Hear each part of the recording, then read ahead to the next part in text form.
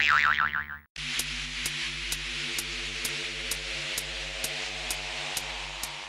Assalamualaikum warahmatullahi wabarakatuh. Waalaikumsalam.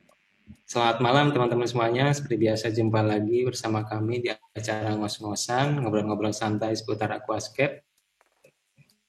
Ya, sebelum dimulai, saya coba sapa dulu Bang Wendy selaku narasumber, sambil kita coba cek mic-nya ya Bang ya. Bang Wendy, apa kabarnya nih hari ini? Alhamdulillah baik. Maaf ya kemarin tertunda karena kendala IndiHome. Menyebut merek deh jadinya.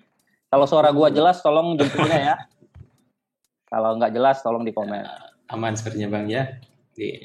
Oke, terima kasih sudah meluangkan waktunya Bang. Juga ada Kang Ran di belakang. Apa kabarnya nih Kang Ran? Ya, saya baik-baik. Kayaknya baik. Oke, terima kasih sudah dibantu buat streamingnya ini Kang. Oke, mohon maaf teman-teman, kemarin kita terkendala seperti yang tadi Bang Wendy bilang, kita terkendala sama jaringan, jadi nggak bisa live. Sebagai gantinya kita live hari ini ya Bang ya. Ya. Oke, teman-teman, hari ini kita masuk ke ronde 11 dengan tema layout aquascape. Untuk mempersingkat waktu, kita langsung aja panggil Pak dosennya, Pak Wendy Kurniawan, selaku narasumber webinar kali ini. Oke, Bang Wendy, di tema kali ini apa aja sih yang harus kita ketahui? Silakan, Bang. Oke, Assalamualaikum warahmatullahi wabarakatuh. Makasih Arya, makasih teman-teman yang udah hadir. Ini dilihat ada 12 orang di IG, di Facebook nanti nggak tahu berapa orang. Kali ini kita masuk ke ronde yang ditunggu-tunggu sama Kang Ran nih. Kang Rannya malah menghilang. Tapi mungkin juga ditunggu-tunggu sama teman-teman yang sedang nonton. Ini yaitu mengenai layout aquascape. Jadi aquascape ini atau seni menata hardscape ataupun planting di sebuah aquascape itu adalah ada nilai seninya gitu ya. Jadi orang yang memiliki jiwa seni yang tinggi gitu, yang udah dari lahirnya ada jiwa seninya, pasti akan sangat mudah beradaptasi dengan tema-tema ataupun layout-layout yang bisa dikatakan semakin hari semakin rumit. Cuman buat kita-kita ya, termasuk gua ya, yang mungkin nilai seninya tidak ada, gue nggak ada keturunan orang seni walaupun kakak sama adik gue desainer.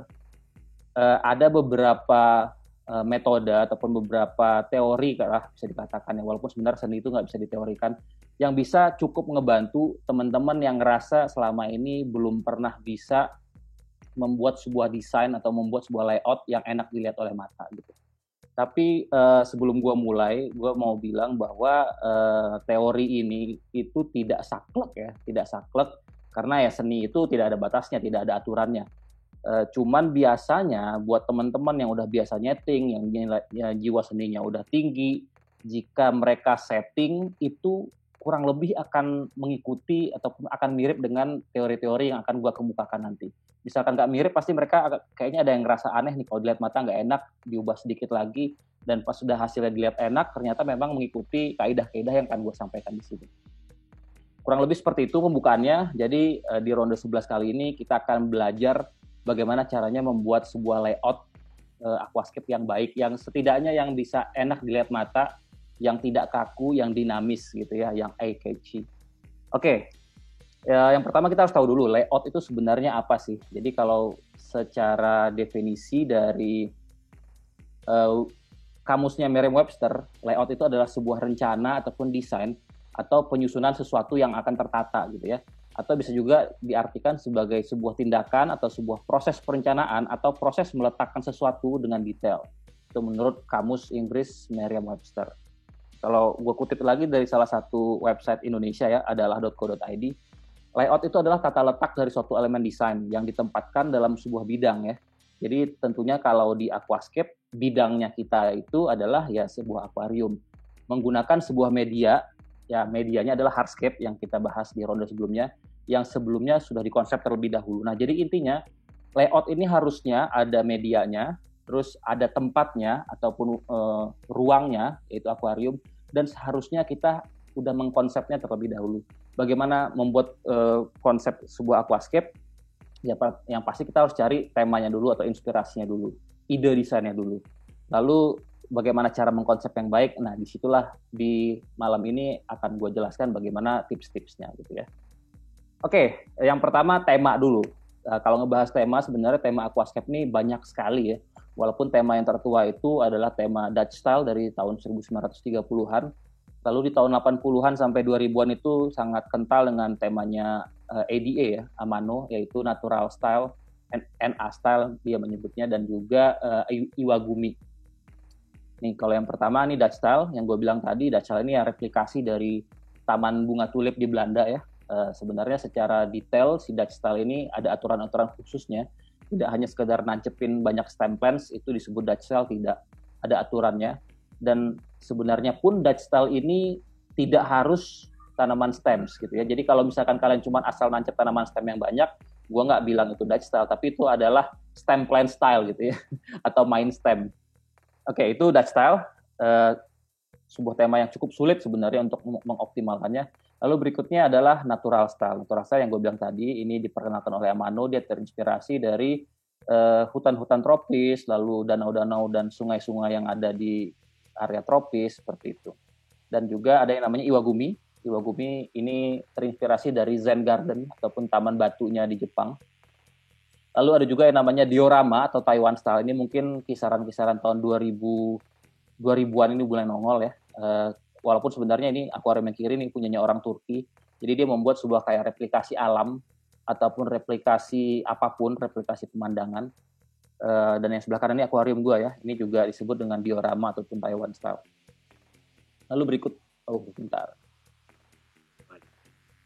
berikutnya ada yang namanya Brazilian style, ini juga baru-baru ini dipopulerkan oleh teman-teman dari Brazil tentunya, seperti kombinasi antara stem plants yang banyak dengan Iwagumi. Dan belakangan ini juga dikenal dengan Indonesian style ya, dengan hardscape-nya yang kuat, permainan kayunya, pelintiran kayunya, dan segala macam. Sebenarnya style di sini banyak sekali fusionnya, penggabungannya, dan kalian pun kalau misalnya kalian punya ciri khas tersendiri, kalian bisa menyebutkan itu style kalian. Seperti kayaknya Pak Arif Hamsa, gue bisa bilang itu Hamsa style karena punya dia ikonik sekali, apalagi Cak Heri Rasio style tuh ketahuan banget kalau ada sebuah settingan, ini gue tahu nih siapa yang bikin, karena udah sangat ikonik melekat kepada seorang skaternya. Itu dari tema. Nah kalau untuk dari bentuk atau pola layout itu ada macam-macam ya, sebenarnya ada 4, cuman gue di sini gambarnya ada 3, karena yang bisa digambar tuh hanya 3. Yang pertama itu U atau V ya, bentuk U, ini tengah, jadi antara dua pegunungan ini terlihat seperti U atau V, ini disebut U atau V shape. Lalu triangle, segitiga ya, bentuk segitiga, dan island shape ya, berbentuk seperti pulau gitu. Satu lagi namanya irregular. Kalau irregularnya artinya tidak berbentuk, tidak berpola, seperti kayak Dutch style tadi. Sekali lagi, ini tidak saklek, mau bentuk pola seperti apapun, kalian itu sebenarnya bebas. Cuman yang awam digunakan di aquascape belakangan ini ya, 4 pola ini. Oke, berikutnya hal-hal apa aja yang harus kita perhatikan dalam membuat sebuah layout gitu ya. Biasanya gue paling pertama itu adalah slope. Jadi kita menginginkan slope yang tinggi. Kalau slope ini bahasa Indonesianya apa? Kontur kali ya. Jadi substratnya itu ataupun susunan dari hardscape-nya meninggi ke belakang. Kenapa gunanya meninggi ke belakang? Supaya kita bisa memperluas area tanam dan memperdalam depth. Selain memperluas area tanam juga kita memperluas area hardscape kita. Jadi semakin tinggi slope-nya, maka luasan si permukaan substratnya itu akan semakin besar, sehingga tanaman yang bisa ditanam lebih banyak, hardscape yang dipakai bisa lebih banyak, dan depth-nya ataupun kedalaman aquascape-nya itu terlihat lebih jauh gitu ya. Dan ada sangat kaitannya slope ini dengan depth ataupun perspektif yang gue bilang tadi. Jadi kalau misalkan kita gunakan slope yang tinggi, lalu objek yang kita gunakan itu semakin mengecil ke belakang, itu akan menciptakan sebuah efek yang namanya infinity ya. Infinity ini seperti tidak ada batasnya. Jadi seperti jalanan ataupun seperti gang yang ujungnya tidak terlihat gitu. Jadi depth-nya sepertinya akuarium itu lebar banget, padahal sebenarnya ya akuariumnya standar ukurannya. Itu yang kedua tadi ya, depth atau perspektif. Lalu yang ketiga itu adalah komposisi. Nah, komposisi ini yang paling menarik sebenarnya. Banyak orang menciptakan komposisi sendiri, ada juga orang yang mengaplikasikan komposisi dari ilmu fotografi ya. Biasanya sih gue paling gampangnya mengaplikasikan komposisi dari ilmu fotografi ataupun ilmu lukisan ya. Jadi kita intinya dari komposisi fotografi itu kita menghindari sebuah simetri ya. Kalau simetri itu artinya bagian kiri sama bagian kanan itu sama berat, sama luas. Jadi terlihatnya kaku gitu, tidak dinamis ya. Jadi untuk menghindari simetri ini ada beberapa cara yang bisa kita lakukan, yaitu menerapkan rule of third. Ada namanya rule of third. Nanti gue jelasin satu-satu ya. Ada juga namanya golden ratio dan ada juga namanya 3-to-1 rule atau aturan 3-2-1. untuk kita menciptakan sebuah komposisi dinamis. Oke, kita masuk aja, kita bahas satu-satu, mulai dari slope. Ya. Nih slope. Seperti yang gue bilang tadi, slope ini bisa memperluas area tanam dan area hardscape. Kalian lihat nih dua akuarium di layar ini, yang sebelah kiri itu slope-nya ataupun konturnya meninggi ke belakang dibandingkan dengan sebelah kanan yang substratnya itu flat-flat aja dari depan ke belakang. Kalau secara ilmu matematik ya, ilmu Pitagoras pasti yang bidang miring seperti ini akan lebih panjang sehingga menciptakan sebuah permukaan substrat yang lebih luas. Jadi kita bisa gunakan lebih banyak tanaman dan lebih banyak hardscape. Lalu juga fungsinya adalah untuk mengekspos area background dan memberikan kedalaman, membuat sebuah depth. Jadi kalau kalian perhatiin yang sebelah kiri ini ada slope-nya, yang sebelah kanan ini flat. Ini gue gambar dengan SketchUp 3D ya. Ini ada dua buah batu, ukurannya sama dimensinya, lalu ada tanaman karpet, dimensinya juga sama ya. Sama antara kiri dan kanan, tentunya yang bagian depan lebih besar ya. Kalau kalian lihat yang sebelah kanan, yang tanpa slope, yang flat-flat aja, itu depth-nya terlihatnya tidak terlihat tidak alami gitu ya, dan juga tanaman karpetnya itu tidak terekspos dengan baik kalian bandingkan dengan substrat yang meninggi ke belakang. Kalau kita letakkan batu yang mengecil ke belakang, ini terlihat depth-nya seperti jauh sekali, seperti efek infinity yang gue sebutkan tadi. Dan tanaman pun kalau kita taruh di sini, terekspos lebih baik, terlihat dengan lebih jelas jika kita melihatnya dari depan, seperti itu. Jadi itulah gunanya kita menggunakan slope yang tinggi. Tapi sekali lagi, ini tergantung dari tema yang ingin kalian buat ya. Lalu yang kedua adalah depth atau perspektif. Apa itu depth ataupun apa itu perspektif? Ya, sebenarnya tadi udah gue bahas sedikit di slope.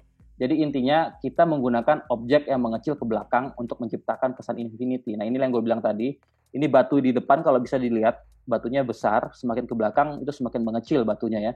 Jadi dengan menempatkan sebuah objek yang kecil di belakang, itu akan menciptakan kesan depth ataupun kesan akuariumnya jauh lebih lebar dibanding yang semestinya, atau menciptakan kesan infinity. Bisa juga didukung dengan penggunaan ikan yang ukurannya juga sesuai, juga penggunaan tanaman yang sesuai, juga didukung juga dengan menggunakan kayak jalan setapak ini ya, pakai pasir dekorasi yang mengecil juga ke belakang, itu akan sangat membantu kita menciptakan kesan infinity. Lalu juga metode layering, ada yang namanya metode layering, itu akan menciptakan efek bokeh. Jadi kalau buat teman-teman yang senang mainan kamera handphone ya, pasti awam dengan istilah bokeh, ataupun teman-teman yang udah awam di dunia fotografi, ya tahulah bokeh itu apa. Jadi bokeh itu adalah sebuah objek yang lebih blur di sisi belakang ya. Kalau kalian lihat ini, bagian belakang ini fotonya terlihat lebih blur dibandingkan dengan bagian depan. Itu fungsinya apa? Jadi terkesan memberi seperti ada layer ataupun lapisan-lapisan. Semakin blur dia, artinya si objek tersebut semakin jauh dari mata kita melihat gitu ya. Nah, kalau bisa gue di layout yang ini, gue juga membuat ini si hardscape-nya menjadi beberapa layer ya. Yang warna hijau ini adalah layer yang pertama, lalu yang hardscape yang biru ini layer yang kedua, yang orange ini layer ketiga, merah ini layer keempat, dan yang ungu ini adalah layer yang kelima. Jadi di sini gue menciptakan sebuah aquascape, sebuah hardscape dengan membuat 5 layer untuk menciptakan efek bokeh dan efek depth yang lebih dalam. Terkesannya mengada-ngada ya kalau misalnya kalian lihat dari depan, tapi nggak juga. Ntar gue liatin foto dari atasnya. Nih, bisa kalian lihat ya. Ini layer yang pertama, bagian paling depan ya. Lalu layer berikutnya yang ini ya. Ini layer kedua. Lalu berikutnya ada layer lagi di sini yang warna orange. Layer ketiga. Ini layer keempat. Yang terakhir yang paling kecil batuannya layer kelima. Jadi semakin ke belakang layernya, kita gunakan objek yang semakin mengecil ya untuk menciptakan efek bokeh tadi ataupun efek infinity tadi. Begitu juga dengan akuarium gue yang ini juga ada beberapa layer ya. Kalau kalian lihat ini yang paling depan nih layer pertama, lalu ini yang biru layer kedua, layer ketiga, layer keempat, dan yang paling belakang gunung itu layer kelima. Kalau kalian lihat nih, perhatiin nanti kalau misalkan di YouTube bisa jelas ya. Layar paling belakang ini terlihat lebih blur, terlihat lebih bokeh. Jadi seakan-akan ini jauh banget ke belakang. Padahal ini akuariumnya ini Gex 60 ya.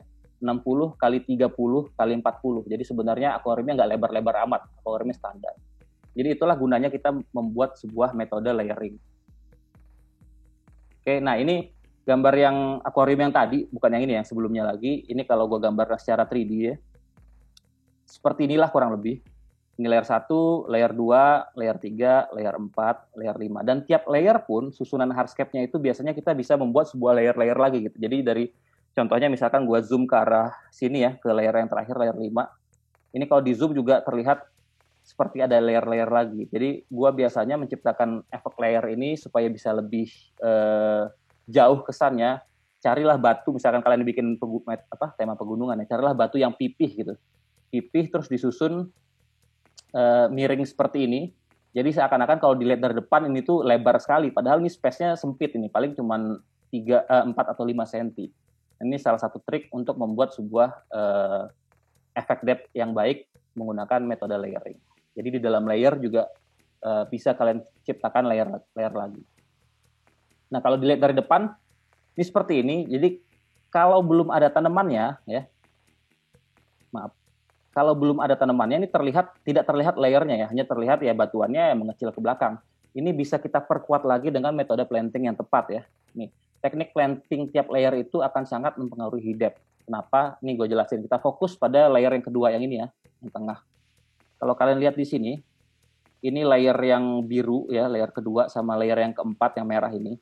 Yang layer di depan, gue biarkan hardscape-nya polos, tidak ditutupi oleh tanaman, tidak ditutupi oleh moss. Sedangkan yang area belakang, gue tutupi dengan moss. Itu gunanya apa? Supaya menciptakan kayak separasi ya.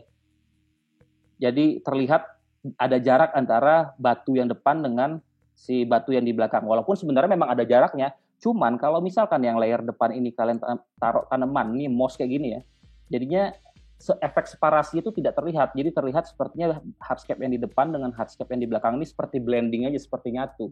Tidak ada efek depth-nya, tidak ada separasinya. Jadi maka dari itu gue membiarkan si hardscape yang di depan ini yang bertumpang tindih dengan hardscape yang di belakang. Jika kita lihat dari depan, itu salah satunya ada yang tidak ditanami oleh tanaman ya. Sehingga bisa menciptakan batas yang tegas antara layer depan dengan layer belakang, separasi yang jelas gitu. Begitu juga dengan yang ini. Nih kalau kalian lihat, ini di bagian depan gue biarkan botak, di bagian belakang gue biarkan ditanam gitu ya. Jadi efeknya tegas. Begitu pula sebaliknya, misalkan di layer depannya kita bikin tanaman, jadi di hardscape yang di layer belakang jangan ditutupin tanaman supaya separasinya kelihatan gitu.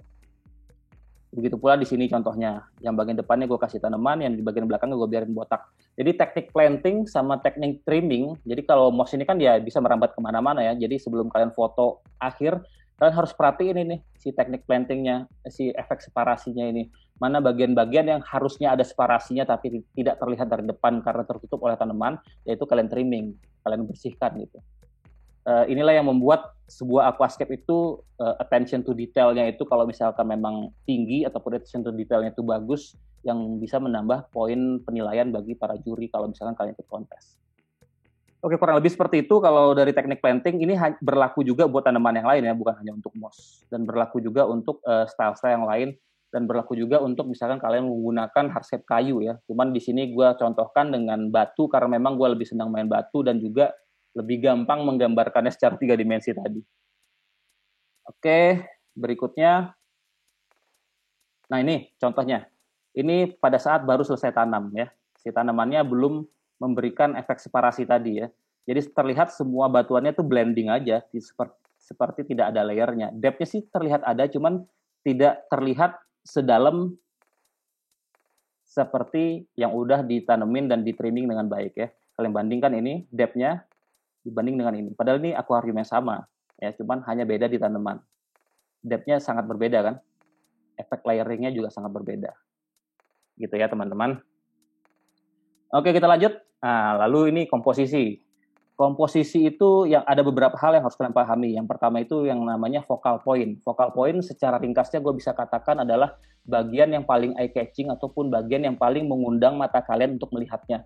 Biasanya itu ya sesuatu yang paling yang paling kontras, bisa dari hardscape yang paling besar atau batu yang paling besar, kayu yang paling besar, tanaman yang paling besar, ataupun jalan setapak gitu ya dari pasir dekorasi yang memberikan kesan infinity, itu juga bisa jadi focal point, atau tanaman yang paling berbeda sendiri warnanya atau seperti tanaman merah, itu bisa menjadi sebuah focal point. Dan focal point ini tidak sembarangan kita meletakkannya, harus ada posisi-posisi tertentu kita meletakkan focal point agar si layout-nya terlihat dinamis ya, tidak kaku. Nah, yang pertama itu kalian harus pahami juga namanya rule of third. Nah, rule of third ini adalah ada 4 garis ya, 2 garis horizontal dan 2 garis vertikal yang membagi 9 bagian frame-nya menjadi sama besar ya. Ini ada 2 garis horizontal dan 2 garis vertikal. Nah, kalau kalian biasa pakai kamera atau pakai kamera handphone, kalian bisa aktifkan rule of third-nya, ada garis-garis ini. Ini sangat membantu kalian untuk membuat sebuah komposisi yang bagus, di mana biasanya si focal point itu diletakkan pada pertemuan titik-titik pertemuan antara garis horizontal dan garis vertikal ya. Bisa di sini, bisa di sini, di sini atau di sini. Cuman di layout aquascape ini sepertinya dia tidak menempatkan si rule of third-nya pada titik-titik orange ya. Nanti dia menggunakan metode yang lain. Tapi nggak apa-apa, nanti gue jelaskan itu. Cuman yang pasti rule of third ini selain membantu kalian meletakkan focal point dengan benar, bisa juga ngebantu kalian membuat sebuah pembagian zona dengan lebih baik ya. Biasanya yang zona paling bawah ya, yang garis horizontal pertama ke bawah, ini gue sebut dengan lower third. Ini didominasi oleh tanaman foreground ataupun decorative sand ya, batu pasir dekorasi. Biasanya kayak misalkan kalian di sini ada hydrocotyl tripartita, lalu ada Staurogen repens, ada kuba, lalu pasir silika ya. Jadi dominasinya itu adalah foreground dan decorative sand. Sedangkan yang middle third yang di tengah ini akan didominasi oleh tanaman mid ground ya, ataupun oleh hardscape utama gitu. Jadi kalau kalian di sini memang didominasi oleh hardscape yang gede-gede, lalu tanaman mid ground, dan juga yang terakhir bagian paling atas ini biasanya didominasi oleh tanaman background ya, misalkan tanaman yang tinggi-tinggi seperti stem plants, atau bisa juga didominasi dengan empty space ataupun ruang kosong untuk memberi ruang untuk untuk si ikannya bisa berenang dengan baik. Lalu kalau kalian main batu pun ataupun main kayu juga, yang harus kalian perhatikan adalah hardscape utama kalian itu jangan kurang dari garis horizontal yang atas kalau kalian lihat dari depan ya, dan juga jangan terlalu memenuhi frame bagian atasnya. Jadi si empty space-nya jangan terlalu tertutup. Yang idealnya itu batuan utama kalian itu sedikit lebih tinggi dibanding garis horizontal yang atas ya. Seperti ini ideal nih ukuran si hardscape utamanya. Oke, berikutnya yang harus kalian ketahui lagi ada yang namanya golden ratio. Golden ratio ini sebenarnya mirip-mirip sama rule of third, ngebantu kita untuk menempatkan focal point dengan baik, yaitu sebuah garis imajiner yang membagi 2 bagian frame dengan perbandingan 1:1,6. Sebenarnya bukan sebuah sih, bisa 2, bisa posisinya di kiri atau posisinya di kanan ya.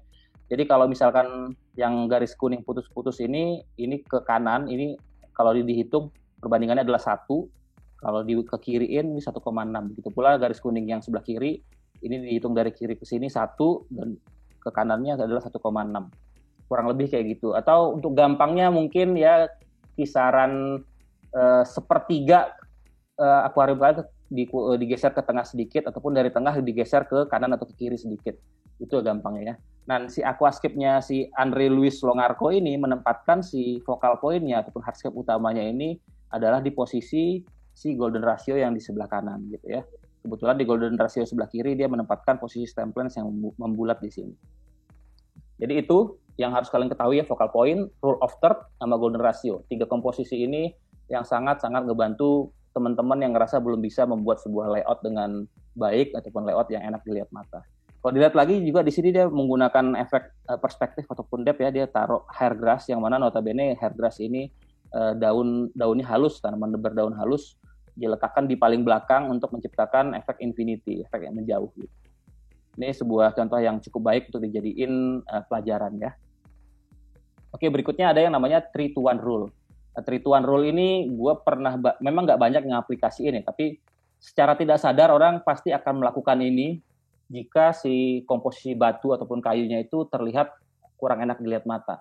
Nah, ini perbandingan ukuran antar hardscape yang berdekatan ya. Jadi 3 ukuran hardscape yang berdekatan itu biasanya perbandingannya itu mendekati 3:2:1. Contohnya kayak gini ya. Ini kalau kalian lihat 3 hardscape utamanya adalah batu yang ini, yang tengah, dan yang kiri ya. Ini perbandingannya kurang lebih, ini 3, ini 2, ini 1. Ya, percaya nggak percaya, walaupun tidak mendekati, akan seperti itu ya. Ini 3, ini 2, ini 1. Jadi batu yang paling gede ini ukurannya 3, batu yang sedangnya ukurannya kurang lebih 2/3 dari batu yang paling gede, dan batu yang paling kecilnya ukurannya adalah setengah dari batu yang kedua ataupun 1/3 dari batu yang pertama gitu ya. Begitu pula dengan 3 batu yang berdekatan lainnya. Misalkan contohnya yang ini 3, ini 2, ini 1 ya. sepertinya cocok logi tapi tidak. Tapi memang si orang ini secara mungkin sadar ataupun mungkin secara tidak sadar juga mengaplikasikan si 3-to-1 rule ini gitu, sehingga si komposisi batunya bisa enak dilihat olehnya. Contoh lain, ini 3, ini 2, ini 1 ya. Kayak gitu ya. Selalu seperti itu. Kalau kalian perhatiin 3 batu yang berdekatan itu komposisinya akan mirip-mirip 3:2:1. Lalu juga tidak hanya perbandingan ukuran batu ataupun hardscape ataupun kayu yang berdekatan, tapi perbandingan antara kumpulan hardscape yang berdekatan juga perbandingan 3:2:1. Contohnya seperti sini, ini 3, satu kumpulan yang kanan, kumpulan yang kiri 2, kumpulan yang tengah 1. Kurang lebih kayak gitu ya. Misalkan yang ini juga, akuarium gue yang lain, ini 3, ini 2, ini 1 ya. Jadi bukan hanya 3 batu yang berdekatan, tapi 3 kelompok hardscape yang berdekatan pun rata-rata ukurannya akan 3:2:1. Ini juga nih contoh akuarium orang yang lain. Oh sebentar, ini kayaknya ini ke freeze ya. Oh ke pause tadi kamerannya ya. Udah, ini kayaknya udah normal lagi sih. Siap. Oke, ini kalau tadi contohnya akuarium gua, kalau kalian ngerasa nggak adil, ini gue contohkan akuarium orang lain ya. Ini juga seperti itu nih, kumpulan batuannya ya.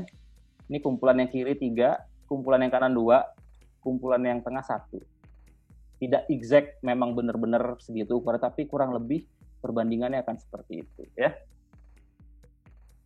Contoh lain nih, Iwagumi klasik. Nah, kalau Iwagumi klasik ini di ilmu pertamanan Jepang, Zen Garden itu ada yang namanya batu utama disebut dengan Oyaishi, batu yang sedang disebut Fukuishi, dan batu yang paling kecil disebut Soishi. Ada batu figuran ataupun batu ekstras disebut dengan Suteishi. Biasanya dari 3 batu utama ini, salah satu batunya arahnya berlawanan gitu ya. Dan biasanya kalau kalian buat sebuah Iwagumi klasik itu gunakan batu yang ganjil. Biasanya kalau nggak 3 batu, 5 batu, maksimal 7 batu dengan mengaplikasikan yang si Oyaishi, Fukuishi, Soishi, dan Suteishi ini.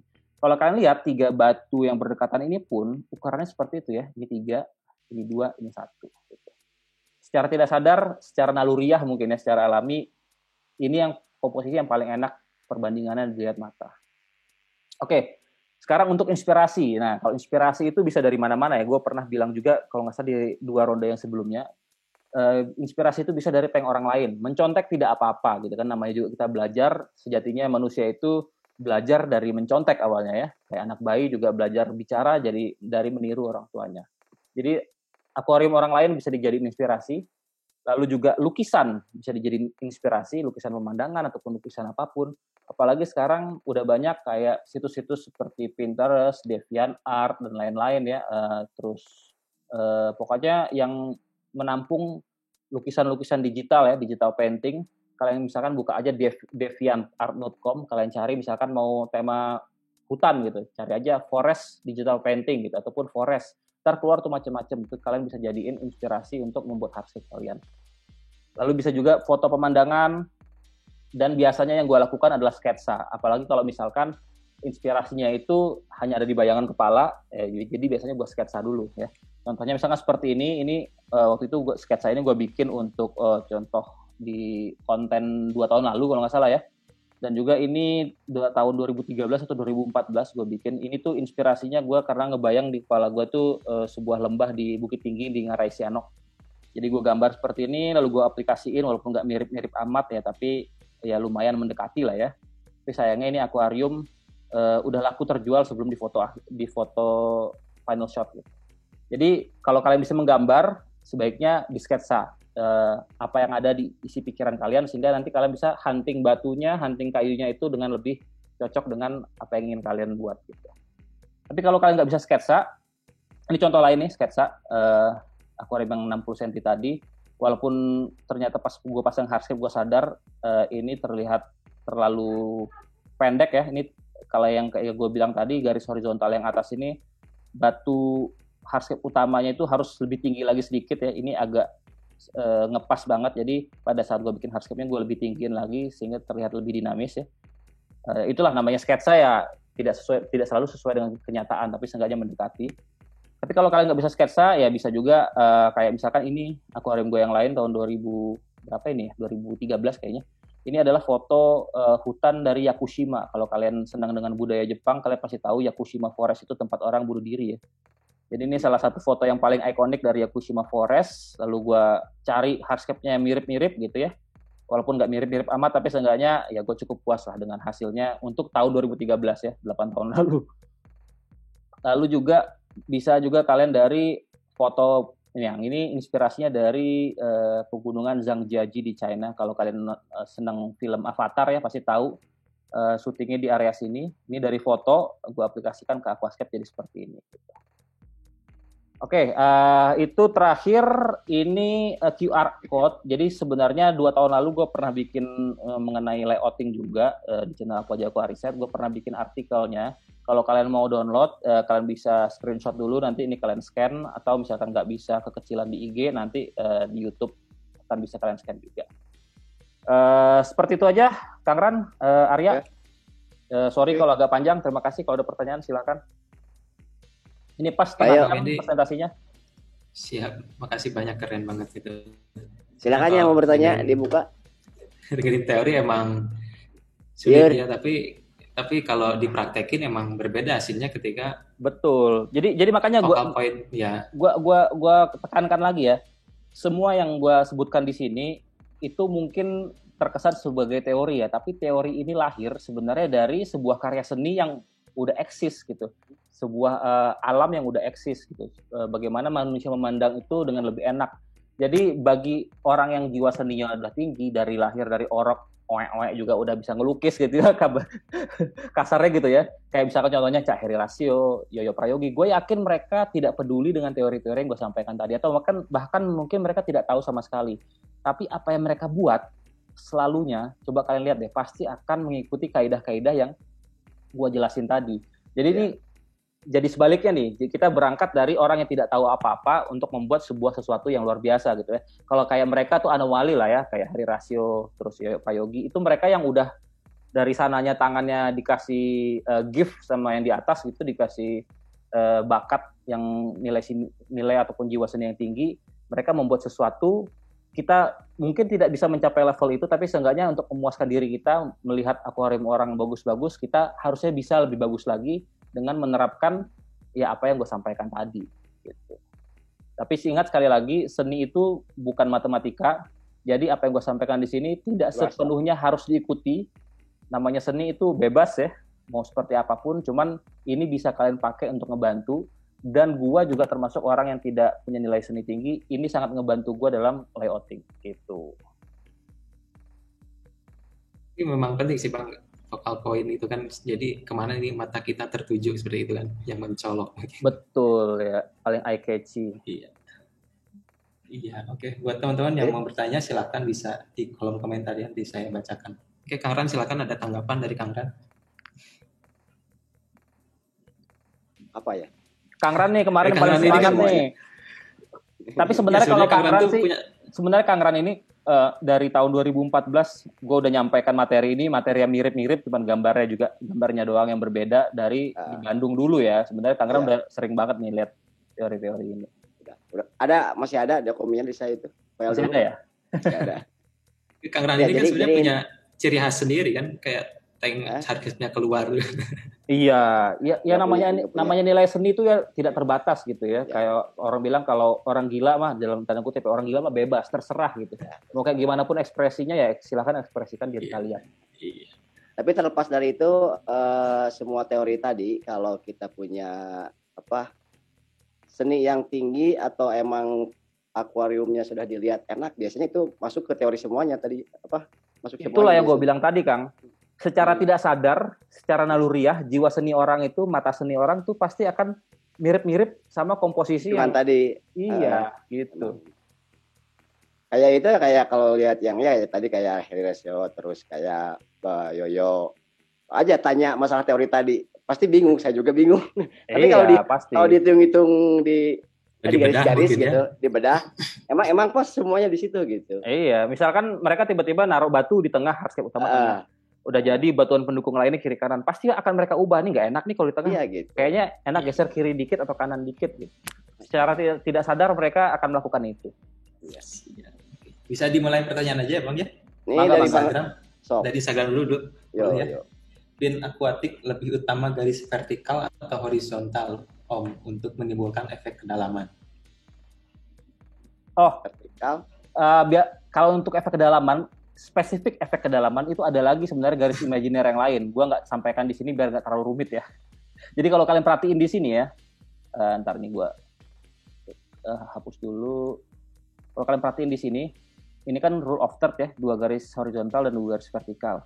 Ini ada kalau misalkan anak yang belajar arsitektur gitu ya, yang belajar perspektif, itu pasti tahu akan ada garis diagonal lagi nih. Dari sini ke arah sini, terus dari sini ke arah sini, dan garis pelajaran SD dulu. Iya, garis-garis diagonal itu sebenarnya yang lebih ngebantu untuk perspektif ataupun depth gitu. Tapi intinya sih dengan kalian mengaplikasikan slope yang tinggi, lalu juga membuat objek makin mengecil ke belakang, itu pasti udah membuat sebuah efek depth yang cukup baik. Tapi kalau mau detail lagi, ya bisa kalian ulik-ulik ataupun googling deh gimana cara orang mensketsa sebuah bangunan arsitektur, perspektifnya seperti apa. Jadi ada namanya, gue lupa ya, titik lenyap apa ya. Jadi gambar garis, terus 2 garis diagonal itu bertemu, ujungnya itu disebut titik lenyap, dan itulah yang titik lenyap itu yang gue sebut dengan infinity tadi. Ya. Seperti itu ya. Sebenarnya untuk horizontal vertikal ini untuk ibaratnya tampak depan ya, untuk menempatkan suatu objek itu yang mana tampak depan, betul. Jadi biasanya kalau gue ngejelasin sambil praktek gitu ya, kayak di 2 minggu lalu gue pernah bikin kontennya, ini gue gambar pakai spidol di kacanya gitu. Jadi untuk menitik beratkan ke yang mana nih, mungkin seperti itu Bang ya. Iya. Sama mungkin yang gue lupa bilang tadi, yang 3-to-1 rule ini tuh bukan volume batuan ya, tapi adalah luas permukaan batu jika terlihat dari depan ya. Jadi bukan volume batuannya, tapi luas permukaan batu satu sisinya jika kita lihat dari depan. Sama dengan layering tadi kan? Iya. Layering tadi. Mana tadi yang layering? Oke. Enggak, dari Facebook kan ada. Ini dari Rio nih. Rio, di IG ada, di Facebook ada, sama pertanyaan nih. Apakah kontes aquascape dunia ada yang pakai tema air terjun? Bukan itu. Oh iya itu. Air terjun. Kalau dibilang ada yang submit pasti ada aja. Cuman kalau dapat ranking tinggi mungkin jarang sekali. Cuman gue pernah lihat satu. Dia memang bukan pakai pasir terjun ya, itu gue lupa di tahun berapa. Pokoknya akuariumnya itu posisinya ada di Tokyo Tower di Sumida Aquarium. Itu dia membuat efek air terjun dari seperti apa ya, kayak percikan air atau percikan gelembung gitu. Jadi terlihat seperti efek efek air terjun gitu. Tapi yang lucunya dia bukan dapat ranking tinggi, tapi kayak dapat ranking apa ya? Ranking khusus gitu dari si jurinya saat itu. Amano masih favorit. Iya, dan gue selama ngikutin ADA IPLC baru kali itu ngelihat ada honor ataupun penghargaan khusus selain dari ranking gitu. Gue nggak tahu, mungkin sebuah penghargaan si Amano ke Sumida Aquarium telah memberikan kesempatan buat dia ngedesain di situ atau seperti apa, gue juga nggak ngerti. Atau untuk sebagai media promosi bahwa di Sumida Aquarium ada loh akuarium kayak gini karya-karyanya Amano. Mungkin itu kali ya, endorse kali. Mungkin berani beda dari yang lain gitu kan. Kalau terjun kan kalau dipoto nggak kelihatan juga. Bisa kelihatan kan kalau misalkan kita pakai shutter speed yang agak lambat gitu ya. Bisa kelihatan sih. Permainan fotonya ya. Terus dari siapa nih? Jadi ngeblur ya. Iya, jadi kayak air kan kalau ngeblur. Tapi ikannya nggak kelihatan. Ikannya jadi kayak bayangan. Ini dari Neni Nur Aini nih. Neni Nur Aini. Ini emang dasar tapi emang penting nih. Sebetulnya tampak depan aja atau tampak samping juga yang dibilang aquascape. Jadi menikmatnya itu dari depan atau dari samping? Dari mana, Pak? Ini pertanyaan dasar tapi bagus pertanyaannya. Bagus ini. Keren, betul.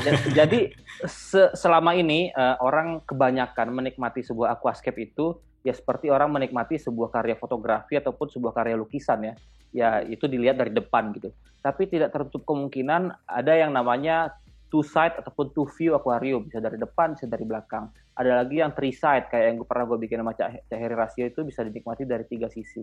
Ada lagi yang 4 sisi, gue pernah lihat akuariumnya Oliver Knott yang pakai batu Seryu dan Kuba, itu bisa dilihat dari 4 sisi. Dari atas. Bahkan 5 sisi dari atas kalau kalian bikin akuariumnya agak rendah. Jadi semuanya tergantung dari konsep kalian, tergantung dari ruangan kalian, penempatan akuariumnya mau seperti apa. Kalau mepet dinding yang pasti ya nggak bisa dilihat dari sisi belakang dong ya. Jadi semua tergantung gitu, bebas-bebas aja. Tapi kalau untuk kontes itu udah pasti dari depan lah. Udah pasti dari depan, karena biasanya untuk kontes itu kan adalah kita ngirim karya foto ya. Karya foto pastinya ya 1 dimensi, ya terlihat dari depan saja. Bisa aja nanti dari belakang atau dari samping berantakan banget, mungkin banget. Kayak yang ini nih, akuarium di sini nih, di belakang batu yang gede ini nih kosong, nggak ada apa-apaan ini. Ini di sini. Malah sekarang musim aquascape belakang itu kosong tuh, hampir setengahnya. Di belakang ini tempat gue menyembunyiin ini suatu filter ya, power head untuk UVF. Iya. Jadi gitu ya Mbak Neni. Jadi tergantung ini kalau untuk kontes di depan, tapi kalau untuk perumahan ya bebas. Posisinya bebas lah. Break the rules aja ya. Betul. Nah, satu lagi itu sebuah poin yang bagus dari Arya, break the rules gitu ya. Break the rules itu artinya kita membuat sesuatu yang berbeda yang tidak dipikirkan sama orang lain sebelumnya gitu. Jadi kalau kita membuat sesuatu yang beda, anti mainstream tapi terlihat bagus, terlihat eye catchy, orang ingat dan orang akan wow gitu. Ini beda gitu. Itu akan mendapat poin yang tinggi kalau kalian ikut kontes. Oke, lanjut dari fin akuatik nih, masih fin akuatik. Om, titik utama kedalaman itu di mana? Di tengah-tengah tank, diagonal dari sudut depan yang menuju titik tengah, depan, atas, atau bawah yang lebih baik membuat efek kedalaman. Paham pertanyaannya. Biasanya, nih gua balik ke gambar yang tadi yang itu. Yang gambar orang Brazil. Yang div tadi, yang kotak-kotak. Nah, ini. Nah, biasanya orang itu membuat titik lenyap itu biasanya di garis horizontal yang atas ataupun antara garis horizontal atas dengan bawah gitu. Dan posisinya ini biasanya akan mendekati dengan posisi golden ratio. Nih. Biasanya si titik lenyapnya akan mendekati garis ini gitu. Jadi kalau pertanyaan tadi garis diagonalnya kalian tarik dari sini ke sini, terus ini ke sini gitu. Bisa juga kalau mau slope-nya lebih tinggi ya artinya garis si diagonalnya ke sini ya, sampai ke golden ratio terus ke sini. Tergantung berapa tinggi slope kalian di belakangnya. Tapi intinya titik lenyapnya itu dekat-dekat dengan si golden ratio. Tidak di tengah ya. Kalau di tengah tuh kelihatannya kaku banget, kelihatan sangat simetris ya, kiri sama kanan itu sama. Nah, itu untuk nentuin di garis itu tuh batas hardscape-nya atau slope si pasirnya tuh? Di garis merah itu. Kalau titik infinity ya berarti ini. Iya, garis merah ini. Itu teh batas pasir atau hardscape-nya harus nyampe situ gitu. Biasanya kalau hardscape lebih dari ini Kang, lebih dari garis merah. Tapi kalau soil ataupun substrat tidak lebih tinggi dari ini biasanya. Kalau misalkan lebih tinggi dari ini berarti empty space-nya atau ruang kosongnya itu jadi semakin kecil. Jadi akuarium terlihat sangat sempit gitu. Jadi pokoknya makin belakang makin tinggi, slope-nya ya makin terlihat lebih jauh gitu ya. Betul. Asal penyusunan hardscape-nya juga harus ngikut. Juga ngedukung. Kalian buat objeknya itu semakin mengecil ke belakang. Makin kecil. Iya. Dari Facebook kan? Nah, nih untuk layout bonsai gimana Om? Belum dibahas. Nah, itu bonsai masuknya kemana tuh? Nah, natural. Intinya kalau bonsai ya itu sebenarnya kalau masuk tema ya, tema tersendiri. Temanya tema bonsai ataupun tema penjing orang nyebutnya. Itu ya memang aplikasi dari penjing style ataupun bonsai yang ada di darat diaplikasikan ke akuarium.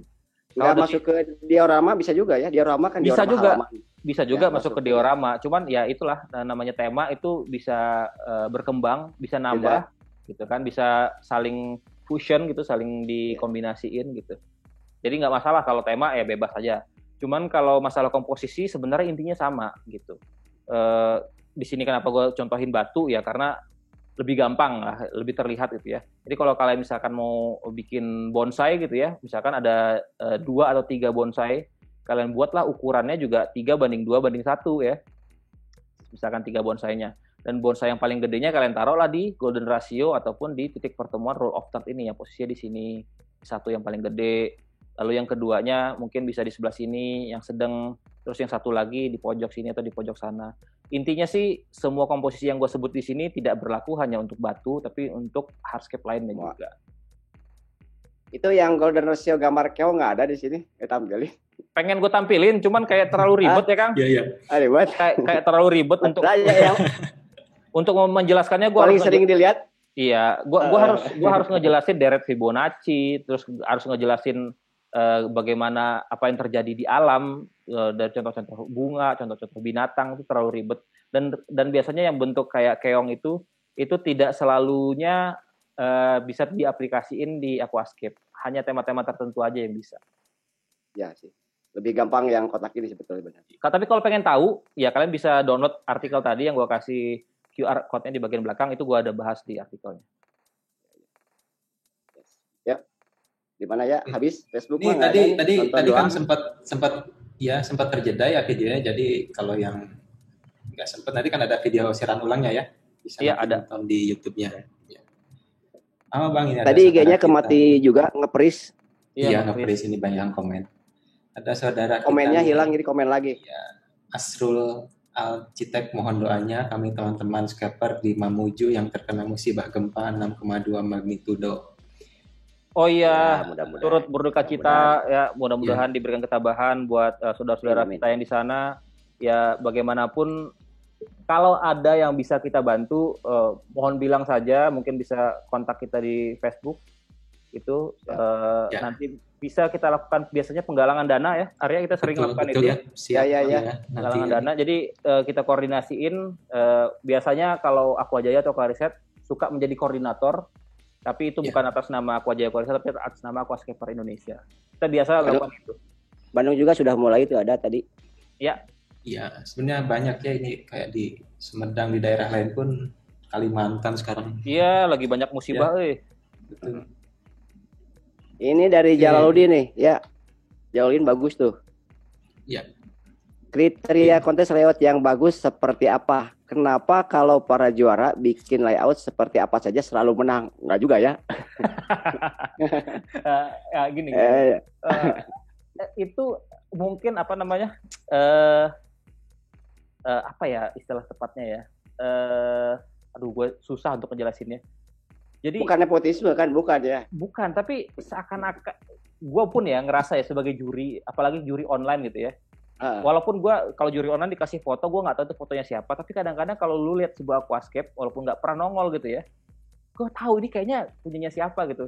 Seakan-akan kayak kalau udah dia yang bikin pasti bagus gitu. Iya. Perasaan itu ada, pasti ada. Cuman biasanya karena juri itu jumlahnya banyak, belum tentu kenal ini punya siapa, itu siapa gitu. Jadinya sih yang seperti itu mungkin bisa terabaikan. Kayak misalkan kontes IPLC itu jurinya kalau nggak salah ada belasan orang dari berbagai bidang keilmuan ya. Bahkan dari ada yang editor majalah gitu ya, ada yang ahli ikan doang, terus ahli fotografi gitu-gitu. Jadi karena jurinya banyak, dari kemampuan ataupun keahlian yang berbeda-beda, jadi gue rasa harusnya kontes sebesar itu penjuriannya akan sangat adil gitu. Tidak ada istilahnya nepotisme ataupun misalkan ini juara pasti ratingnya tinggi, ya enggak juga. Karena memang mereka juara, mereka pantas untuk juara, dan memang mereka bagus gitu, dan selalu bagus setiap tahunnya. Iya. Tapi kalau lihat di IPLC ya kadang-kadang itu jurinya kan banyak, tapi kadang-kadang memang ada beberapa aquascape atau layout yang lebih bagus itu kadang-kadang tapi jadi jelek. Ya, itulah namanya juga sebuah nilai seni, lalu juga namanya selera ya. Ya, selera bisa beda-beda gitu. Cuman memang ada untuk beberapa kontes, gue nggak nyebut merek ya, kayak seperti ada unsur intrik politiknya lah gitu. Biasanya ada yang gitu-gitu. Cuman ya paling ya cuma satu orang, dua orang ada kayak semacam endorsement atau apalah gitu untuk angkat namanya. Cuman gua sih pribadi sebenarnya ikut kontes itu bukan nyari ranking yang tinggi ataupun apa, cuman kepuasan aja kalau misalkan IPLC ya masuk ke bukunya itu loh, ke buku bukletnya IPLC ya, itu sebuah kebanggaan gitu ya. Iya. Lanjut, Rehan juga. Bang Wen, buat perspektif tanaman pakai substrat flat bisakah? Agak sulit ya, kecuali kalian lihatnya helikopter view dari atas. Tapi kan kita kan lihat akuarium dari depan ya, jadi kayak yang gua gambarin tadi nih, kalau misalkan akuariumnya flat, tanamannya nggak kelihatan. Ini contohnya tadi, jauh ke belakang. Nih, ya, ini ukuran tanamannya ini sama, gitu, depan sama belakang, kiri sama kanan. Cuman kalau misalkan flat kayak gini nggak kelihatan kalau dari depan gitu. Jadi memang kalau untuk memberikan exposure tanaman yang lebih baik, apalagi tanaman yang ukurannya kecil gitu ya, ya kalian harus tinggiin slope-nya. Kecuali tanamannya tanaman stem plants gitu ya. Kayak misalkan kalian main Dutch style yang notabene di belakangnya memang tanaman tinggi-tinggi, itu biasanya orang pakai substratnya slope-nya nggak tinggi-tinggi banget gitu, bahkan flat. Bisa juga dipermainkan di tanaman kan, tanamannya misalkan si substratnya rata, tapi tanamannya misalkan dibikin naik. Iya, ya, itu nggak pakai hardscape. Iya, kayak yang gue bilang di Dutch style tadi, Kang. Dutch style itu ya rata-rata slope-nya memang nggak tinggi-tinggi ya. Ini tadi, nih kayak gini. Kalau dilihat ini ya, ini hanya permainan tinggi tanaman aja. Dia meletakkan tanaman yang bisa panjang di belakang, tanaman yang medium ataupun yang agak pendek itu di bagian depan ya, sehingga sepertinya memberikan efek depth. Gitu. Nah, mengenai dasar ini sebenarnya ada minimal tanamannya, Bang. Kayak tadi pun saya baca semeter 1 meter 20 cm itu maksimal tuh 15 jenis gitu ya. Kalau nggak salah gua pernah bahas juga sih. Gua ada link artikel, nanti kalian cari deh Dutch style di Aqua Jaya. Gua riset itu ada artikel bagus banget. Bukan gua yang bikin, udah ada orang Indonesia yang bikin, itu bagus banget. Dia seperti menerjemahkan aturan-aturan Dutch style yang sebenarnya yang dibuat di teman-teman di penghobi di Belanda gitu. Jadi kalau nggak salah setiap 10 cm panjang akuarium itu tidak boleh lebih dari satu tanaman. Jadi kalau 10 cm. Jadi kalau akuariumnya 60 cm ya maksimal jumlah tanamannya hanya 6 jenis. Ya. Dan biasanya antar kelompok jenis tanaman itu tidak boleh dibikin rapat kayak gini ya. Ini kalau secara aturan Dutch style juga salah nih. Nggak dibikin rapat, dibikin agak renggang. Ada jaraknya gitu. Ribet deh pokoknya kalau aturan yang resmi untuk kontesnya. Iya. Tapi mungkin ini kalau pas tanamnya mungkin udah disusun, tapi karena ini nggak ya, di trimming. Tetap aja Kang, kalau misalkan ngikutin kontes ya harus di trimming. Nggak bisa ya. Emang ada penilaian kalau yang lifestyle ini kriteria-kriterianya? Kontes AGA Kang, di kontes AGA. Di kontes AGA itu jelas aturannya. Terus ada kita lihat akuariumnya bagus gitu, tapi tidak memenuhi aturan, tidak memenuhi syarat, ya didiskualifikasi gitu. Makanya kadang kita lihat yang juara Dutch style AGA tuh kok kayaknya akuariumnya jelek-jelek ya gitu tanamannya. Memenuhi persyaratan. Tapi memenuhi persyaratan gitu. Sama kayak biotop juga ribet persyaratannya. Iya. Ini tuh ada yang bingung tuh. Ya, ada yang bingung masalah ini nih, Aquascape Iwagumi sama yang Mountain. Pegunungan. Nah, ini kan kayak gunung juga. Iya. Tapi Iwagumi, nah itu yang membedakan jauhnya tuh dari Iwagumi ini gue pernah bahas di ronde ke berapa ya? Ketiga, kalau nggak salah ya, mengenai Aquascape. Definisi Aquascape. Jadi Iwagumi ini inspirasinya adalah dari Zen Garden ya, taman batu. Di Jepang itu banyak rumahnya ataupun pekarangan itu dihiasi dengan batu-batuan, sedikit rumputan dan pasir gitu. Itu inspirasi. Bukan gunung batu berarti kan? Bukan pegunungan, susunan batu aja, formasi batu gitu. Iwagumi kalau secara harfiah kayaknya sih ya artinya susunan batu. Nah, kalau mountain style ya itu masuknya ke diorama gitu. Seperti yang gue buat di sini. Ini kan tema pegunungan ya. Itu masuknya ke diorama karena dia membuat sebuah miniatur ataupun replikasi dari alam gitu. Sama seperti yang sebelah kiri nih, dia juga membuat replikasi pegunungan di belakang, di depannya ada pohon-pohon pinus, lalu di sini juga seperti kayak ada danau ya. Itu ya plek-plekan pemandangan yang dipindahin ke sebuah aquascape. Itu biasanya disebut dengan diorama ataupun Taiwan style. Diorama. Jadi kalau Iwagumi tidak berbentuk gunung, cuman formasi batuan. Tapi formasi batuan, tapi kadang-kadang suka kaku juga ngelihatnya. Kalau nggak pas gitu kan. Kalau nggak pas memang kaku. Makanya tadi yang ada aturan yang tadi itu Kang, yang 321 dan Suteishi, Fukuishi dan apalah itu. Nah, itu aturan bakunya, dan biasanya jumlah batunya juga nggak banyak-banyak, 3, 5, 7. Itu yang ganjil-ganjil itu benar? Emang harus itu ganjil? 3, 5, 7 tadi kan? Ganjil. Secara ilmu pertamanan si Zen Garden tuh mungkin seperti itu ya. Jadi di kontennya Aquasabi kalau nggak salah dia juga menjelaskan seperti itu. Jadi gunakan jumlahnya ganjil dan maksimal 7 batu sebenarnya untuk Iwagumi klasik ya. Berarti 3, 5, 7 gitu ya? Iya, 3, 5, 7. Kayak di gambar ini tadi itu ada berapa tuh? 1, 2, 3, 4, 5. Jadi nggak ada istilah.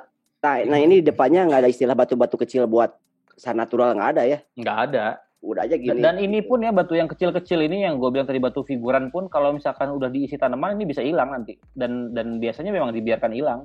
Jadi utamanya tetap dari 3 batuan utama ini. Susunan batuan formasi utamanya.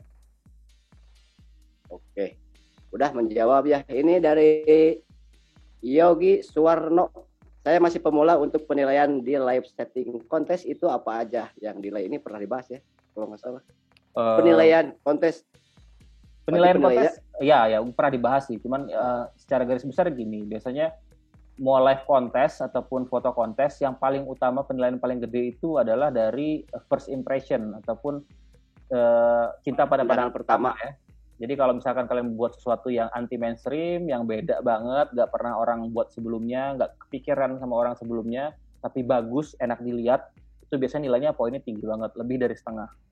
Nah sisanya kalau live kontes tergantung dari penyelenggaranya, macam-macam ya. Biasanya yang dilihat dari tanamannya apakah tanamannya masih berbentuk daun darat atau tidak. Kalau masih daun darat itu pengurangan nilai, atau ada penggunaan tanaman yang bukan tanaman aquascape, jelas akan pengurangan nilai sekali. Lalu juga kondisi tanamannya, terus komposisi penyusunan tanamannya, apakah seperti aquascape yang sudah di-maintain dengan lama, itu sangat ngebantu untuk penjurian live contest. Juga biasanya yang penting lagi, tapi orang sering abai adalah si aquascape live contest itu harus dibuat siap untuk di maintenance jangka panjang. Artinya tanaman-tanaman stem plants kalian nggak boleh taruh di pot, atau apalagi tanaman stem plants-nya cuma ditempel di batu ataupun cuma dijepitin doang, ya benar-benar harus kalian tancapin di substrat gitu. Itu yang dan kebersihan area. Kebersihan area sama kebersihan air, Kang. Tapi walaupun sebenarnya kebersihan air itu tidak ada dalam kriteria penjurian, jarang ya. Tapi dengan akuarium yang airnya bening dan jernih, itu mood-nya ataupun feel juri untuk menilai itu akan lebih baik gitu. Jadi memberikan kesan pertama yang lebih baik ketimbang yang akuariumnya airnya butek gitu. Iya. Pasir depannya mesti lurus nggak Bang? Enggak harus. Kelihatan tapi kalau gue pribadi gue senang lurus, cuman nggak harus, tergantung tema juga. Tidak bergelombang gitu. Iya. Kalau maksudnya bergelombang ya, kalau bergelombang ya jelek, dirapihin lah. Tapi kalau dibilang lurus seperti di gambar ini nggak harus. Kalian bisa bikin slope ataupun kontur di kiri atau kanannya atau bahkan tengahnya, tergantung temanya. Ya. Oke, di IG ada Muhammad_Safril. Bentuk pola akuarium apa? Bentuk pola akuarium apa mempengaruhi arus air? Kalau bisa gimana biar arusnya merata yang bisa membuat tanaman apa nih kok lagi ya? Jadi maksudnya layoutnya pengaruh ke itu. Oh gini, kalau bentuk jalur air. Kalau bentuk akuarium sih mungkin ya, semakin lebar akuarium kalian, arusnya itu akan semakin sulit kalian bikin berputar 360 derajat. Mungkin kalian harus nambahkan satu filter lagi atau satu power head lagi di sisi diagonal yang berseberangan ya. Karena kalau makin lebar akuarium ya arusnya makin lama makin lemah ya. Terus kalau misalkan hardscape yang terlalu terlalu strong ataupun terlalu full gitu, terlalu penuh, pastinya akan mempengaruhi si flow air gitu, bisa menghalangi gitu. Jadi kalian harus perhatiin juga. Gua sih gampangnya biasanya pakai styrofoam gitu ya, ataupun pakai tanaman apung. Kalian taruh di permukaan air, kalau si styrofoamnya itu jalan ngikut ke pinggir kaca 360 derajat, itu gua anggap arusnya udah baik gitu. Cuman kalau dia berhenti atau nyangkut di mana, berarti ada yang salah dengan sistem sirkulasi air kalian. Lanjut kan? Oke lanjut. Ini dari Ibu Neni rajin sekali ini bertanya. Komposisi batu kayu tanaman baiknya gimana? Maksudnya gimana? baiknya komposisi. Kalau sama komposisi kayu mungkin, kalau sama kayu ya tadi kan jarang ada kayu tadi. Batu dan kayu. Gimana enaknya ya?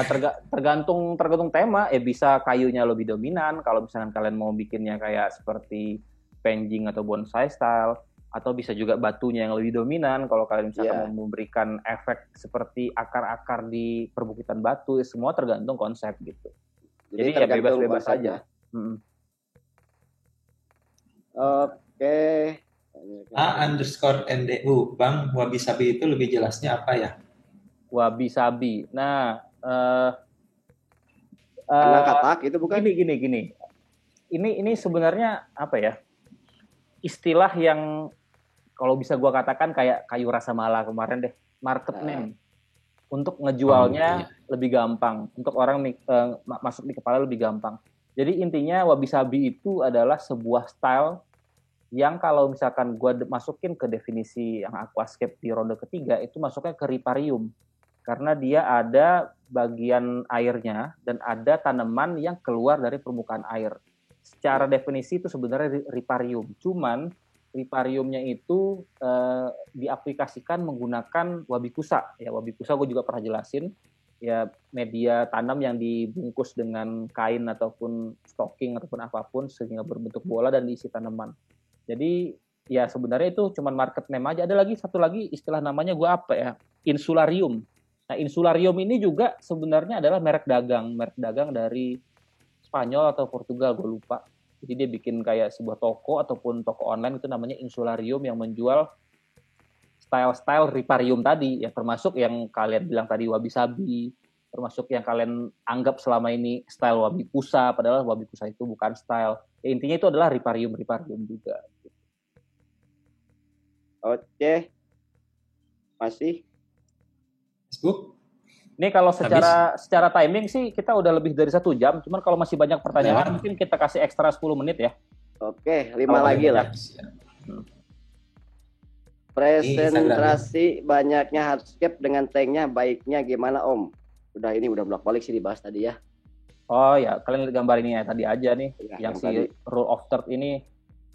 Mungkin yang ditanyakan itu presentasi ke atas ya udah nih. Sekarang dari kaca depan ke belakang itu gimana tuh? Belum dibahas kayaknya. Oh, nah itu ya tergantung ini lagi. Sama aja ya. Tergantung style kalian. Iya. Biasanya kayak gua yang aquarium gua yang ini tadi, ini tuh berat ke depan. Kalau kalian hampir nempel ya itu berat. Ya, kalau kalian lihat dari atas, ini nggak terlalu kelihatan yang aslinya deh. Itu berat ke depan. Nih, jadi sekali lagi ya tergantung dari style yang pengen kalian buat ya. Dan tapi semakin nempel ke depan, artinya semakin sulit maintenance kalian. Ini bersihin ke bawah ini agak sulit nih. Tangan nggak bisa nyempil, terus pakai. Makanya saya kalau setting suka gini nih. Iya, gitu. Minimal 2 jari lah. Tadi nih gue bilang nih, belakang ini kan kosong nih. Kalau kalian lihat ini ada pipa, nah ini outputnya UGF nih. Dari power head, ini power head kecil nih kalau kelihatan. Gitu guys, jadi ya gitu Bu Neni ya. Gimana itunya aja layoutnya. Oke. Aliko 888. Kontes dunia apakah kebanyakan mengikuti teori atau konsep desain tadi? Maksudnya pemenangnya. Oh, ya. Ikutin teorinya. Kayak yang gue bilang tadi ya.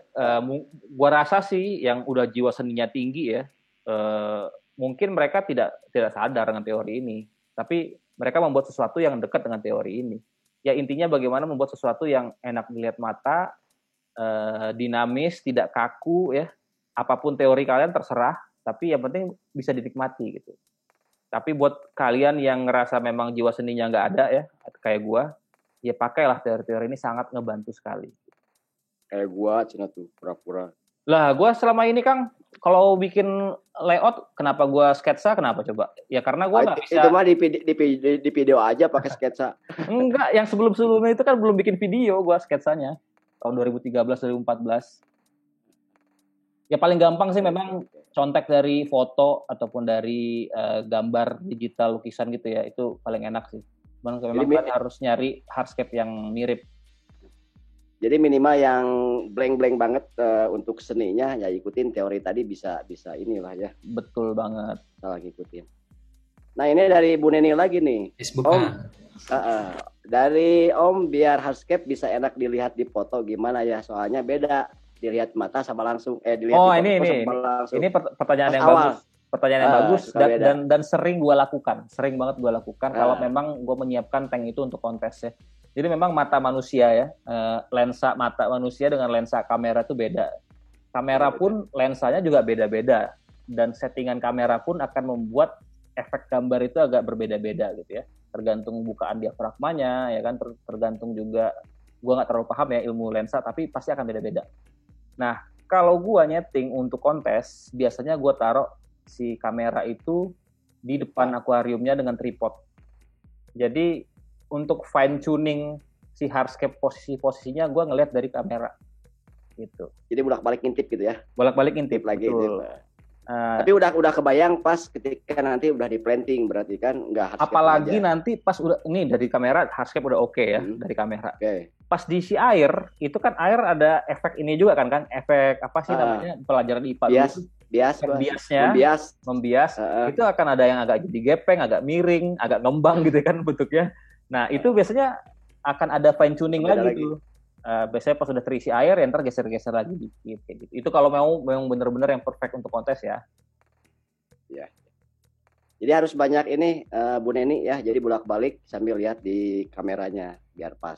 Dan settingan HP juga bisa ya. Dan settingan kameranya dihafalin ya. Kalau misalnya kalian mau pakai kamera itu untuk foto final shot kontes, settingannya dihafalin karena dengan settingan yang berbeda ya hasilnya juga akan beda. Tapi minimal settingannya jangan setting default aja gitu. Asal lurus gitu dah.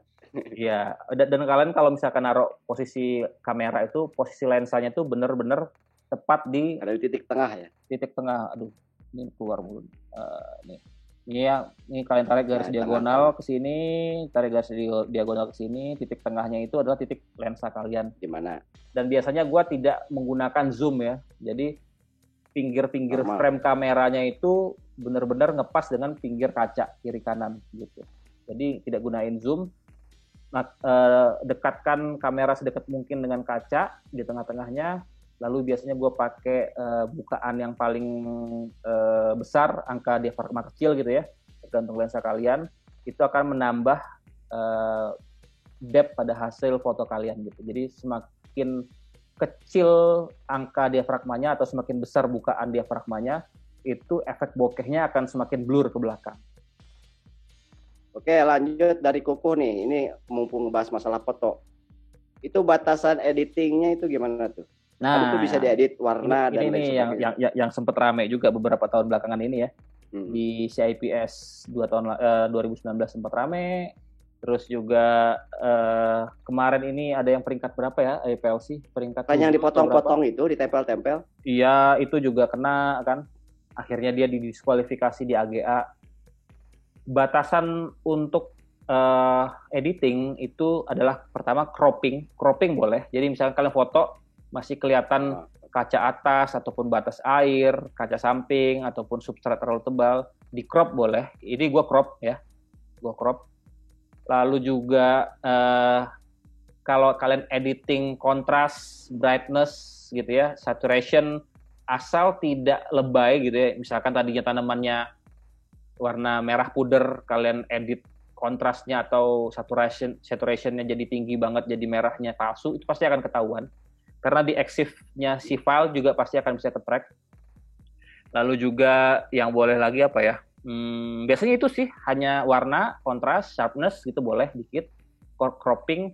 Nah, yang paling haram, yang paling tidak boleh adalah cloning.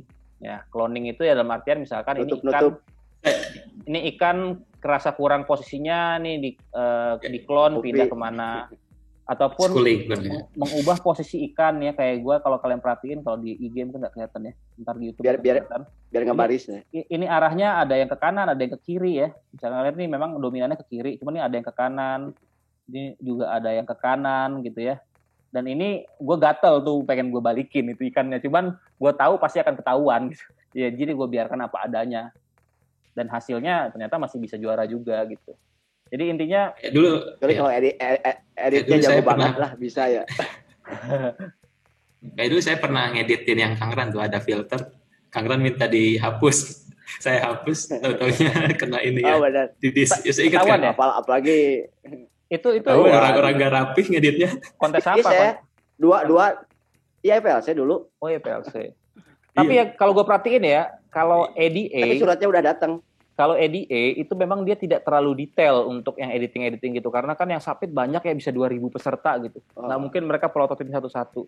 Cuman kalau kayak kontes-kontes yang lebih berkategori kayak AGA itu kan ada berbagai kategori dengan ukuran gitu ya dan tema. Lalu kontes CIPS juga tidak terlalu banyak gitu, dan jurinya mungkin kebetulan kemarin ada juri yang mata elang gitu ya. Itu lebih sering terjadi diskualifikasi. Nah, kalau yang di juga kayaknya diskualifikasi setelah dipilih sekian banyak mungkin. Iya, setelah diumumin. Kayak yang kemarin kan itu yang yang rame di Facebook itu yang peringkat berapa ya 2020 ini IPLC itu mereka nggak sadar kalau itu banyak Photoshop, tapi di AGA kena diskualifikasi. Nah, kalau di sini juri jago foto harus ada berarti satu ya. Iya, kalau kontes foto, cuman di sini kan seringnya kontes live ya. Dan kalau IPLC itu lebih sering diskualifikasi karena dia memposting akuariumnya sebelum pengumuman. Ya, ataupun dia mengikutkan karya yang sama ke kontes lain yang tidak terafiliasi dengan IPLC. Jadi kalau kalian punya suatu karya udah submit IPLC, nggak boleh submit ke kontes lain selain AGA. Jadi AGA sama IPLC ini temenan nih. Tapi kalau dengan kontes lain kayak saya IPS, terus kontes-kontes Brazil, Turki, dan lain-lain, itu kalian nggak boleh submit ke situ. Kalau disubmit dan baru ketahuan kalau dengan AGA aman itu? AGA dengan IPLC temenan, Kang. Ini kan gue submit dua-duanya juga nih. Oh, temenan? Iya, di IPLC dapat 47, di AGA dapat 1 kan. Mereka temenan. Siap. Satu sponsor. yang paling musuhan itu apa lagi? Yang paling musuhan itu CIPS si Cina sama Jepang itu saling musuhan karena juri di CIPS aja, juri di CIPS itu nggak boleh ikut kontesnya IPLC Jepang. Oh, itu emang kelihatan udah persaingan di produk ya. Bisnis itu. Ada politiknya juga Aquascape, guys. Iya, guys. Tema tahun ini apa katanya nih yang disenangi juri? Ya, tergantung jurinya sih. Minimal kalau lihat peluang gitu. Ini dari Bune nih kayaknya mau ikut nih. Kalau juri yang kalau tema yang disenangin juri ya tergantung kontesnya kontes apa dan jurinya siapa, dan biasanya pun juri itu suka berubah-ubah formasinya setiap tahunnya ya. Jadi kalau kata gue sih balik lagi bagaimana kita membuat sebuah aquascape ke arah lebih natural, yang berbeda lah ya. Bukan ke arah diorama kalau gue pribadi ya. Gue lebih ke sisi bagaimana kita mereplikasikan kehidupan di bawah danau ataupun di bawah air. Bukan harus benar-benar kayak biotop, enggak. Cuman jangan terlalu diorama kayak akuarium gue yang inilah. Ini mungkin ini udah lewat zamannya gue bereksperimen dengan diorama gitu. Oh sebentar, kamera gue mati. Tapi kayaknya kalau menggambarkan di dalam laut dengan hasil aquascape yang ekstrim, kelewat kayaknya. Gimana, Kang? Halo? Ya, halo, ada. Gimana tadi? Maaf. Ya kalau settingnya menggambarkan dalam air, berarti kan kayak biotop tuh. Ya. Tapi cuman ada sedikit layout gitu. Iya. Pasti bakal kelewat sama hasil hardscape yang ekstrim itu kan. Iya sih, walaupun si ADA tadinya pengennya balik ke arah sana, tapi tetap aja yang hardscape-nya ekstrim juga yang juara. Tapi nggak apa-apa lah, kita ikutin aja trennya gitu. Jadi, dan intinya sih. Jadi intinya bikin ya intinya sih kalian gak usah terpengaruh ke situ. Kalau gue pribadi sih, yang penting lu pribadi puas, mau menang kontes mau enggak ya terserah lah gitu. Kan intinya di hobi ini kepuasan batin kan. Iya. Bukan jago-jagoan atau menang-menangan gitu. Iya. Yang penting mah bikin dulu aja yang benar-benar beda aja gitu ya. Iya, kalau pasti jadi ikut kontes mah. Iya. Gimana nih Bang, waktunya jam nih sudah berapa ini? lewat nih ya. Satu pertanyaan terakhir deh, satu pertanyaan terakhir. Ini udah lewat bonus. Udah lewat 15 menit. Saya mau merokok dari tadi nih. Apa ya? Terakhir. Nah ini Bang, Anana_98. Biar soil belakang nggak gampang longsor, buat bikin efek gimana? Oh, Arya agak putus-putus. Halo? Halo, cek gimana, aman? Aman. Tapi tadi gue udah kebayang sih pertanyaannya, gimana supaya bikin slope nggak longsor ya? Ya. Gitu. Nah, biasanya sih kalau gue pakai gabus. Nih. Mana sih tadi? Nah ini. Bentar kok. Ini. Biasanya sih yang pasti kalian harus membuat slope yang tidak terlalu ekstrim tingginya ya. Intinya kalau kalian slope-nya udah 45 derajat, mendekati 45 derajat atau lebih, itu pasti akan rentan sekali longsor. Kalau memang udah se-ekstrim itu, slope-nya ada 45 derajat ke atas, artinya kalian harus banyak menggunakan ganjelan, baik ganjel pakai hardscape ataupun ganjel pakai, kalau gue tuh pernah praktekin di videonya Aku Aja yang batu kali itu, pakai semacam kayak plastik keras gitu ya, kayak plastik map ataupun pakai kartu ATM bekas gitu ya. Jangan pakai KTP karena KTP kan seumur hidup ya. Itu diganjel ya, sehingga kayak membuat seperti apa ya?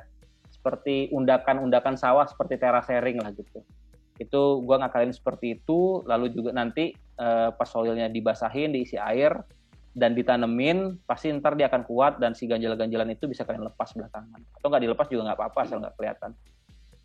Gitu ya anak-anak ya. Ini pelanggan pertanyaan nih, kayaknya tiap ronde ada pertanyaan terus. Nonton terus nih, pelanggan setia, nonton setia. Oke, mungkin cukup ya Bang ya pertanyaannya ya. Cukup sepertinya. Ayo. Siap. Ada Balbi juga bergabung nih Bang. Siapa? Kalau masih ada Balbi Fakbero kayaknya. Oh Balbi. Hello Balbi, how are you? Ya, minggu depan gimana Bang kita temanya apa? Minggu depan karena kita kemarin udah hardscape, sekarang udah layouting ya, jadi karena layout kalau tanpa tanaman ya nggak mungkin jadi aquascape ya, nggak mungkin jadi freshwater planted tank. Jadi mungkin minggu depan kita akan ngebahas mengenai tanaman. Oke, mungkin itu saja dari kami. Terima kasih sudah bergabung. Sampai ketemu lagi minggu depan ya di ronde ke-12 dengan tema tanaman ya Bang ya? Ya, tanaman. Ya. Oke, thank you Arya, thank you Kang Ran. Assalamualaikum warahmatullahi wabarakatuh. Ya, thank you teman-teman yang udah nonton. Assalamualaikum warahmatullahi wabarakatuh. Bye.